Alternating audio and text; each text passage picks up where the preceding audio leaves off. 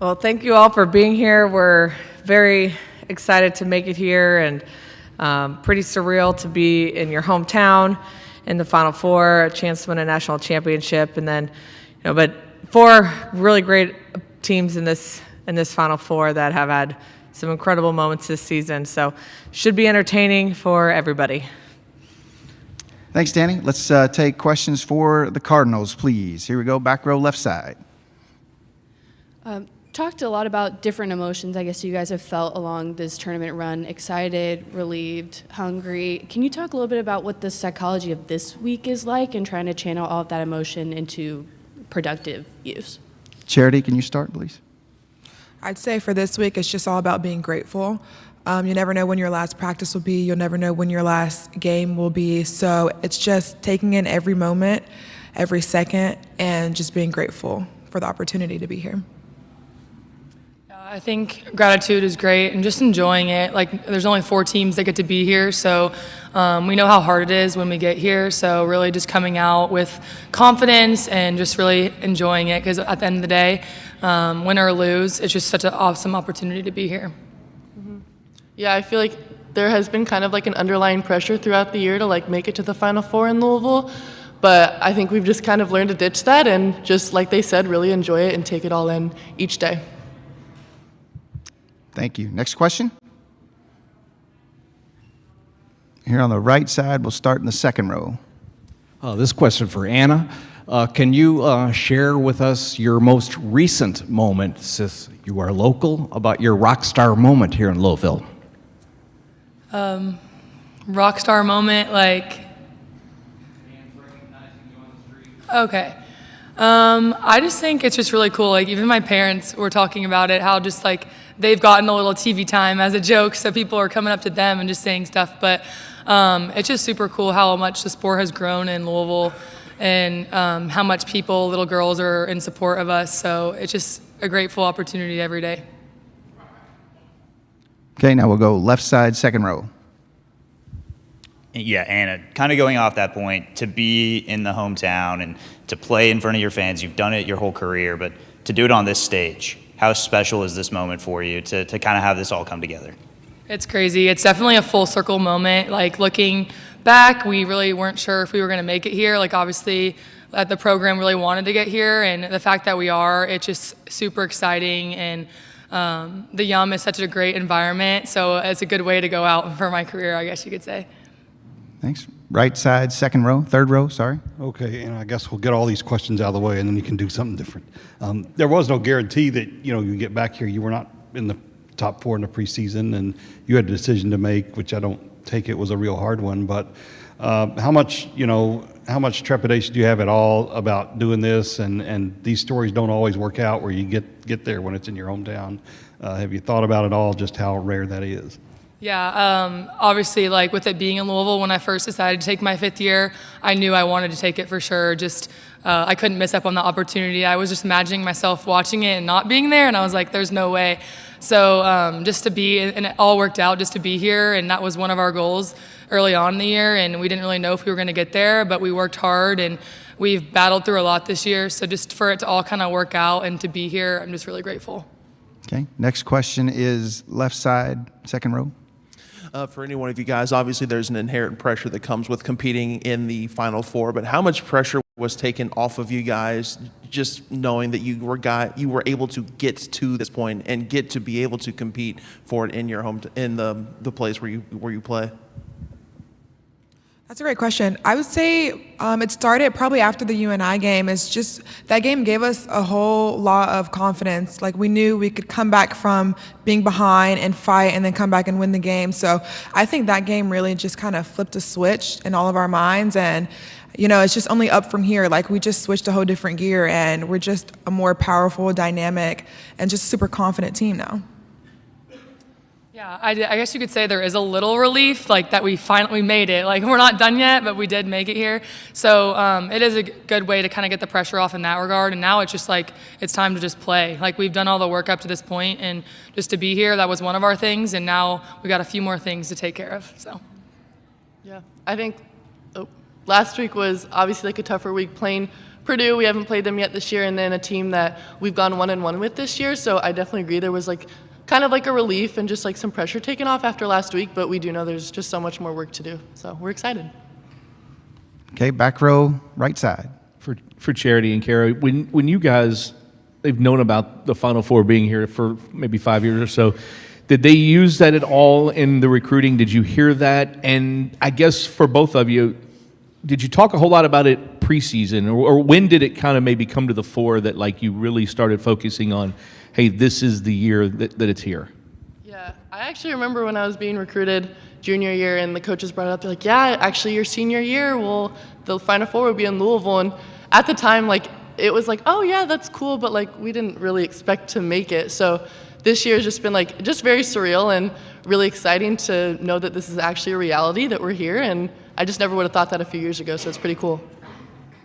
I was late. I didn't figure out until last year, the end of last year. Because I was a transfer and I just wasn't really like focusing on like, going far in the tournament wasn't really our main goal. Like we just, after my first year, we kind of just, I don't know, we just kind of went downhill. But I was just kind of focusing on just being a better athlete and just getting better. So I never was like asking, where's the Final Four going to be, you know? But once I transferred to Louisville, then, you know, all that came to my mind. Like I wanted to know everything, where it was, when it was going to be, like hoping we were going to be in it. So yeah, last year. Stay on the right side here. You guys play Pitt 2 or 3 times every year. Now you're seeing them here in the Final Four. How do you characterize the rivalry with them and the matches as they unfold? We have such a great respect for Pitt. They make us better, and we hopefully make them better because we're pushing each other each year in the conference. So it's such a good rivalry. Everyone claims it might be one of the biggest ones, and they're just a great team to play. So we're really excited to see how it goes. Yeah, it's always fun playing against them. I mean, we're both like, not like aggressive, but I mean, like we do like a lot of talking, but in a good way. At the end of the day, you know, like we both have respect for each other. Like I can never hate on anyone on another team who's just an incredible athlete. So at the end of the day, it's going to be a great game between both of us, and it's just going to be a battle, and I can't wait. Okay, let's go to the left side, third row. So even though this is your home court, it does look a little bit different. Did it feel different stepping out on practice today with the fans kind of watching you practice? Yeah, kind of. I think obviously like the actual court is different, so we were obviously getting used to that, and I think it was cool to have an open practice today just to kind of get like a good feel of how it's going to feel tomorrow, just having a few people there and yeah, just kind of getting used to it, but yeah. Okay, back to the right side on the aisle. Hey guys, Coach Fisher for Pitt was talking about the 2 things that stand out to him about the matches you guys have played. Taking big swings, big rips is what he wanted to call it, and 2, each side has probably thought they were going to win a match and then it swung the other way. Just what have those meetings taught you guys about going up against them and what it takes, like the margin for error being so thin every time? I'd say that you just can't give them anything easy because they're a great defensive team. They cover the heck out of their hitters. So, you know, we can't go in tipping. We have to go in swinging every ball and just be super aggressive. Yeah, I think whether we're winning or losing, either team, like we're both learning so much about the opponent. And just after every time we play them, it's like we always find things that we can work on and improve the next time we meet up. Okay, next question, right side on the end. Every team has an identity, and your opponents look at you a certain way. How do you guys see the identity of this Louisville team and program? I think one thing that I have really taken pride in over the last 5 years is just how great our team culture is. We get along so well, and the coaching staff are just great people, and we really care about each other, and I feel like that translates to how we do on the court. And if you don't have that chemistry or that bond on the court, you're not going to get anywhere. So I think that's been our identity a lot over the last few years, and just how much we care for each other, not as players, but also people. Okay, stay on the right side. Anna, this question's probably going to be continued to be asked until there is a breakthrough, but 2 years ago on this stage you said that your coach is a badass, and you said you'd say that again. How much does it mean to you that this badass coach has a chance to be the first woman to be the coach of a champion? She is badass. I'll say it again. But yeah, just to have a female coach have a chance, she's just been great, and where she's taken the program over the last few years, it's just been incredible. So to have that opportunity, I know that was a big thing just for her being a mother and a coach, and really just taking this team far. So I'm really excited. Next question on the left side, third row. U of L has been to the Final Four a couple times in the last few years. What do you guys think you have to do this year to kind of get over that hump?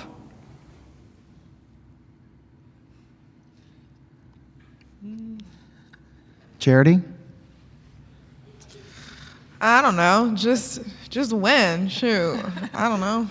I think just really like trusting our training and our scout too. Like we worked so hard to be in this moment, and obviously the past few years not reaching the ultimate goal of winning the national championship, we haven't reached that yet. But I think just really trusting like how the coaches are training us and just continue to push each other each day. I think it helps a lot with just being there before too, with a lot of the experience. I think that's something like these moments are pretty big moments, and just to kind of have how that feels. It feels really intense at first, the nerves may be there, and I think we've had a few people who've been there on the team, which is really going to help us, and same with everyone else. There's been a lot of players who've been there before, but just to kind of have that, I think that's going to help us a little bit more. Okay, two more for the student athletes, one right here, and then we'll go over in the left corner. So right side first. For any of you, you've played 4 matches against the other teams here, and your hitting percentage has improved from 091 to 133 to 203 to 289 in those 4 matches. Is that indicative of improvement or change in approach? Anything that you can pinpoint? I'd definitely say improving like our ball handling. That's something we really focus on in practice, is that, you know, that first contact is very important. You obviously can't run an offense without having a great first contact. So just really cleaning up our passing, I can say, has really helped that, because it given our setters just the free range to, you know, set whoever they want to. And once our offense is like that, there's really no stopping us. Yeah, I definitely think we've improved a lot in that regard, but I also just think over the last few weeks our team has gotten way more comfortable and confident and just going after it, and that could help a hitting percentage a little bit more. And we talked a lot about how we peaked a little bit later than we had thought. Like, we had worked really hard all year, and I think we peaked at a really good time, and we're continuing to just get better each week. Even in the tournament, we've gotten better. So I think that'll help, and that just shows how we've done the past few weeks. Okay, left side, far end. Yeah, for any of you, with Danny trying to vie to be the first female head coach in D1 volleyball to win a national title, what is your favorite thing about playing for her? Kara, will you start, please? Yeah. I would just say like the balance of like goofy and serious. Like we obviously know like when we're in the gym, like Danny's like, okay, like we're getting to work, like focus through the entire practice or entire game, whatever it is, but also like she just makes it so much fun, and I think we can just have so much fun, but also just execute what we're trying to execute each day. There's a lot of things. Obviously, it's hard to like come up with one, but just like being a student athlete can be hard, and she just cares about you as a person, and just like random stuff. Like over the past 5 years, we've done like, she'll surprise us with like going to do something fun, like getting our nails done, or we're gonna like go do this and go do a team bonding activity. Like she just kind of like has a balance of like, if we work hard, it's gonna pay off, and we'll get some time to enjoy some things that we're not used to. So just the balance between that has really made it special, and it's one of my favorite things. I would say just how Danny is just like she's always a woman of her word, and she's never like fake, if that makes sense. Because I remember like how she was when I was on the phone with her, when I was in the portal, and everything she said, like she stood on that. Like what she said on the phone is like what she did when I like am in her program right now. So she's just an amazing coach overall, and like she just doesn't lie about anything. All right, we're going to now let the Cardinals go if you guys want to, or if you just want to stay, that's cool too, and take questions for Danny here. They're like, nope, we're done. All right, we're going to start on the right side in the aisle here. Hey, Danny, when it comes to you and Pitt, it almost feels like you two rose at a very similar time. Just what has that been like from your position to kind of rise in conjunction with one another and be directly competing against each other while doing it? I mean, I feel like I've been asked this question a lot in the past 3 years because we've done similar things, and every year it comes up. So just saying that it's just very appreciative that we have each other, because I'm not sure one of us could have done it without the other. And just the rise of the ACC has also really helped and allowed us to get bigger and more physical athletes. But the one thing, thinking about our rivalry that I find interesting, and I don't think people think about, is like when we started the rise, both of Pitt and us had to have a little extra something. Neither one of us had top 10 recruits. We needed that extra edge, and I think it's rare that both of us have been able to keep that while also getting top recruits. And so I think that's what's made our programs really special, is we're getting top recruits, but we're also playing with that same edge and I would say swag that we were before. Left side, second row. Danny, obviously emotion came out for you in the last match. We saw you celebrating with the team. Obviously, you have your players out here talking about their connection with you. I guess just talk about how special this particular group is this year and how you guys have all connected together and how important that has been on and also off the court. Yeah, I think this team really took a little work. Whenever you have new pieces, like we brought in Charity last year, Sophia this year, we have freshmen playing big roles. So it wasn't just so seamless. And then, so when you accomplish something great, you know that hard work really paid off. And I think this team worked together so well and had to be selfless for the entire year for it to work and for us to be here. And that's what made it really special. But on top of that, just the talk of Louisville hosting the Final Four and them believing in it, and whether at the time they thought it was a big deal or not, they've been carrying that with them for 4 years. And it was a special moment that we made it. And I know how hard it is to make a Final Four. They do too. And it's no guarantee whether they're hosting or not. A lot of things have to go right. You have to have a little luck. You have to play great in the right moments.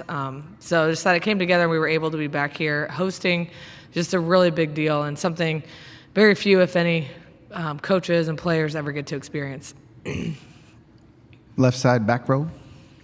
Danny, what do you remember as a player get into an experience, a Final Four like you did in Omaha? It's funny, as a player, I don't really remember much. It's just like you're in La La Land. But I just remember really feeling like the crowd helped us so much in Omaha, and that we were able to feed off that.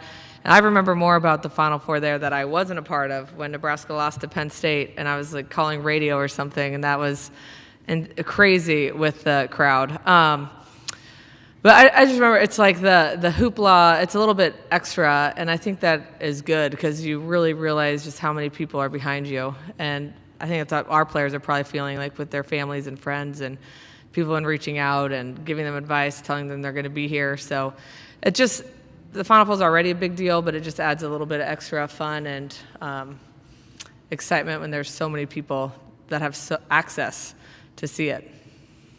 Okay, right side, second row. Olivia Babcock has 45 kills in the 2 matches you've played. Is there anything that you can do to limit her impact on a match? I think it's tough. She's going to get her kills. She's a great player. She's extremely physical. So we'll do our best with the game plan, but you can do everything perfectly against Babcock, and she's still going to kill the ball. So we just have to weather that storm and hope offensively that we can match some of that intensity. But I think your plan cannot be to slow her down. You got to find other ways to win. Oh, left side.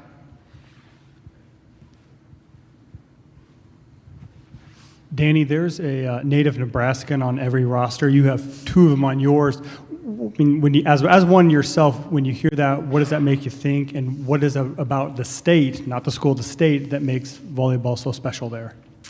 I just think the impact the Nebraska program has on the youth and the culture of volleyball in the state just makes people want to be a part of it. And I think players start playing at a young age, and they take a lot of pride in how they're playing. And on top of that, the club coaches and high school coaches in the state of Nebraska are excellent.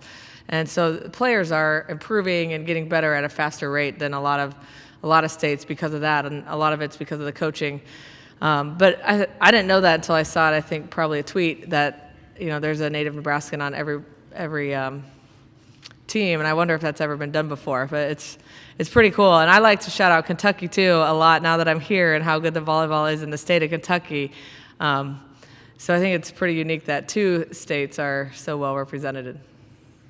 Back to the right side here on the aisle, Tyler. I think you kind of stole my thunder with that question, the last part of that answer. But speaking to it, you have 2 Louisville natives on your roster. Kentucky continues to put out top programs and top recruits. What do you want the nation to see about Louisville as a volleyball community and Kentucky's place in this sport when you have this kind of an opportunity? Well, I think just hosting the Final Four and seeing the crowd and not just people that are in the stands, but is there media here? That's one thing that's really important.